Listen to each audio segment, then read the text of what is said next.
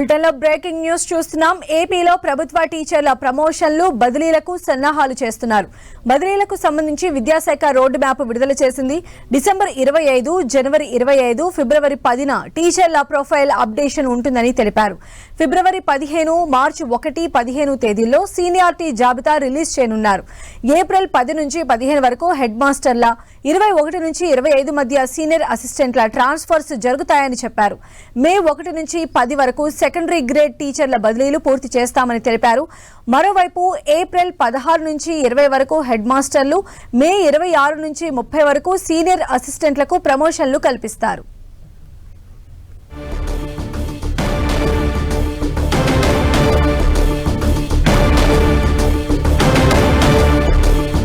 బదిలీలకు road map సిద్ధం చేసింది AP సర్కార్. మరిన్ని అప్డేట్స్ తెలుసుకుందాం. మా ప్రతినిధి విజయ్ చంద్రన్ మనకు అందుబాటులో ఉన్నారు. విజయ్ చంద్రన్, ఆంధ్రప్రదేశ్ లో ప్రభుత్వ టీచర్ల ప్రమోషన్లు బదిలీలకు సంబంధించిన రోడ్ మ్యాప్ ను ఏపీ విద్యాశాఖ విడుదల చేసింది. దీని ప్రకారం చూస్తే కనుక ఈ నెల 25వ తేదీ నుంచి కూడాను ఈ ప్రస్థానం స్టార్ట్ అవుతుంది. ఏప్రిల్ 26, 30 తేదీల వరకు ఈ ప్రమోషన్లు బదిలీలకు సంబంధించినటువంటి రోడ్ మ్యాప్ ను ఈ ఆంధ్రప్రదేశ్ విద్యాశాఖ విడుదల చేయడం జరిగింది.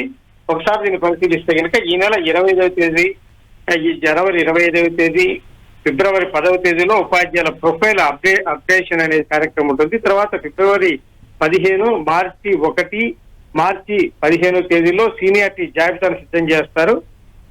ఏప్రిల్ 10 నుంచి 15 వరకు హెడ్ మాస్టర్లు, 21 నుంచి 25 వరకు సీనియర్ అసిస్టెంట్లు, దీనికి సంబంధించినటువంటి వ్యవహారం అయితే కనుక చూడడం జరుగుతుంది. అలాగే మే 1 నుంచి 10వ తేదీ వరకు సెకండ్ గ్రేడ్ టీచర్ల బదిలీల ప్రక్రియ పూర్తవుతుంది. ఏప్రిల్ 16 నుంచి 20 తేదీ వరకు హెడ్ మాస్టర్లు, మే 26 నుంచి 30వ తేదీ వరకు సీనియర్ అసిస్టెంట్ల ప్రమోషన్ల ప్రక్రియ కొనసాగుతుంది. అయితే 0117 కు సంబంధించిన వ్యవహారం ఇంకా దాన్ని ప్రభుత్వం ఎటు తెలుసలేదు. 0117 కు సంబంధించినటువంటి దాన్ని రద్దు చేయాలా అని చెప్పేసి ప్రభుత్వం ఇదివరకు నిర్ణయం తీసుకోవడం జరిగింది. దానికి సంబంధించి ఆ 0117 ప్రకారము ఏదైతే గతంలో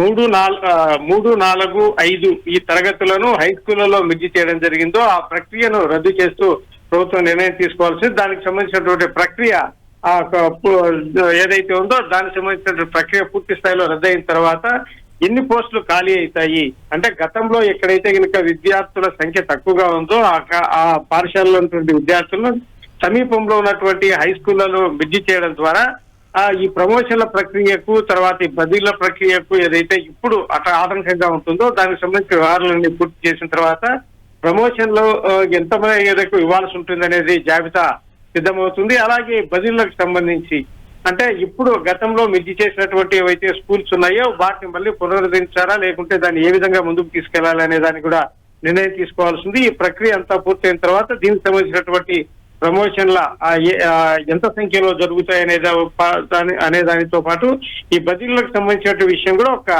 ప్లాన్ సిద్ధమవుతుందని చెప్పొచ్చు. రైట్ విజయ్ చంద్రన్.